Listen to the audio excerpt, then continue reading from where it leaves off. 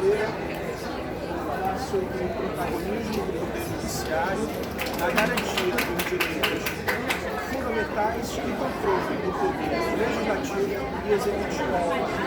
Esse artigo teve por objetivo descobrir as razões que impulsionaram essa expansão do alcance das decisões do Poder Judiciário e fazer com que o Poder Judiciário passasse a ter um protagonismo muito maior no nosso contexto social. A metodologia utilizada foi a pesquisa bibliográfica. Eu tive muita influência de alguns autores como Neil Tate, Torbjörn Wallinder, James Einsteiger, Álvaro Augusto Corno Barreto, Caroline Bianca Grey, Hernani Rodrigues Carvalho e Luiz Leme Estrela. O que me levou a pensar nesse tema? É notório hoje em dia que a lei tem adquirido cada vez mais importância na nossa sociedade. Decisões judiciais são publicadas diariamente em diversos meios de comunicação. Viram manchetes, estampam capas de revistas, são primeiras páginas de jornais impressos, são destaques nas mídias digitais, nas redes sociais, bem como sítios de internet, blogs e etc. E essas decisões, elas causam um grande impacto, influenciam diretamente no nosso cotidiano, as nossas relações interpessoais, as nossas relações institucionais. Eu trabalho há quase 2 anos como conciliador voluntário no Juizado Especial Civil, mais especificamente a 6ª Vara Civil de Belém. E quando lá cheguei, fiquei muito espantado com a quantidade de pessoas que procuravam o Poder Judiciário para resolver problemas que iam desde vendas de quintais, onde a pessoa que comprava via o seu direito de acesso tolhido pela pessoa que vendeu, que muitas das vezes depois não concordava com a passagem de determinadas visitas dessas pessoas que compraram o terreno, até mesmo a casos de famílias, de pais e mães entrando na justiça para garantir o direito de atendimento médico, de cirurgias, medicamentos, contra planos de saúde e contra o próprio Estado.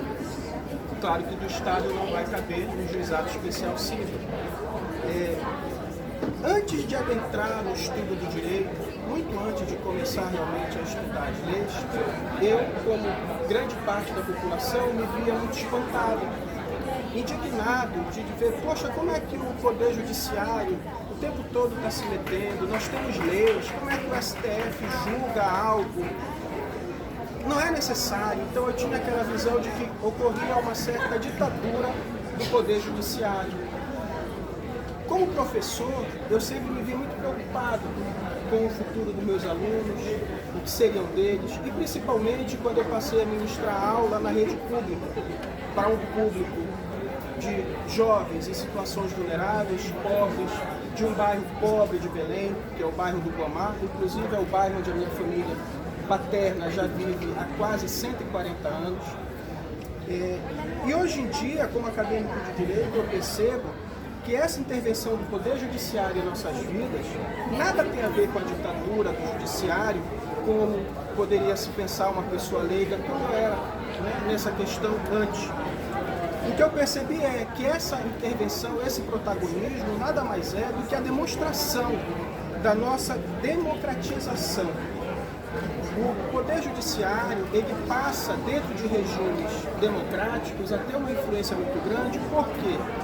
Porque as pessoas, os cidadãos, passam a ter direitos, passa a ter uma infinidade, ramificações de direitos. Nós temos direitos tratando de direito de família, direito de propriedade, direito intelectual, direito penal, enfim, uma quase infinidade de opções, de ramificações desse direito. E essas ramificações antigamente não eram possíveis nos regimes de poder concentrado, onde geralmente uma pessoa, um pequeno grupo determinava o que era certo, o que era errado, e você não tinha o poder de recorrer daquela decisão, que muitas vezes, para não dizer 100% das vezes, era uma decisão autoritária.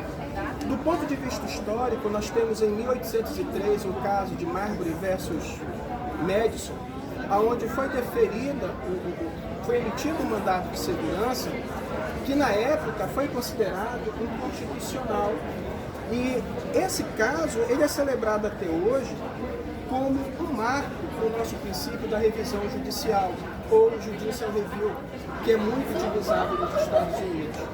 A partir do século XIX e com muito mais força no século XX, o Poder Judiciário expandiu a sua área de atuação e alguns autores atribuem isso à queda da União Soviética e o processo de democratização de diversos países.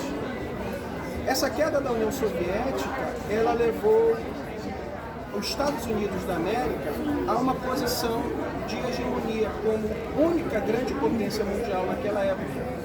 E nada mais natural do que diversos países passarem a seguir os exemplos daquele país. Tribunais de diversos países, inclusive do Brasil, passaram a desempenhar um papel cada vez mais importante na organização política da sociedade, pois passaram a determinar as ações da administração pública em temas que envolvem, sobretudo, os nossos direitos fundamentais. Nesse contexto, a nossa Constituição deixa de ser apenas um mero conjunto de normas programáticas. Muito pelo contrário, nesse momento ela passa a desempenhar um papel efetivador, principalmente em questões consideradas difíceis, nas quais o conflito exige ponderação para encontrar a melhor decisão capaz de valorizar o princípio que deverá ser observado em cada caso concreto. Você deixa de ter a aplicação da letra fria da lei e você passa a levar em consideração diversos aspectos inerentes a cada caso de forma individual. Nada mais justo, tendo em vista que cada ser humano é único, cada relação interpessoal é única, apesar de muitas vezes acharmos genéricas, como por exemplo o contrato de adesão de um plano de saúde ou da compra de um consórcio. Cada situação nos leva a agir de uma determinada maneira. E hoje em dia, nós temos uma facilidade muito maior de procurar o Poder Judiciário. E isso se deve à nossa Constituição, principalmente à nossa Constituição de 1988, considerada como a Constituição cidadã. Uma Constituição que valoriza a advocacia, a defensoria pública, a procuradoria, enfim, ela nos permite e até certo ponto nos incentiva a procurar o judiciário para dirimir muitas dúvidas. E graças a ela, os nossos jurisdicionados procuram a judicialização como meio de dirimir esses conflitos. Podemos concluir que essa expansão do Poder Judiciário, como eu falei anteriormente, não é algo ruim. Porque imagine, se você não tivesse o poder e o expungente do Estado, que tem o direito de punir, de determinar o que vai ser decidido em cada situação, como nós resolveríamos uma simples disputa? De repente você entra em conflito com um terceiro e não tem ninguém para resolver aquele conflito. Nós voltaríamos para a época da barbárie, como nós tínhamos, né? Que muitos acham a lei de Taguião uma lei abusiva, uma lei grosseira, mas na verdade ela já foi uma grande evolução de onde nós viemos, aonde você, por exemplo, construiu uma casa, a casa caía e a família da vítima matava toda a sua família porque morreu um cachorro naquela situação, não é verdade? Então a lei de Taguião chegou para tentar equilibrar isso. E hoje em dia, a judicialização sobrepõe esses costumes que no passado, hoje seriam considerados como bárbaros. Meu muito obrigado pela presença de todos e um bom dia.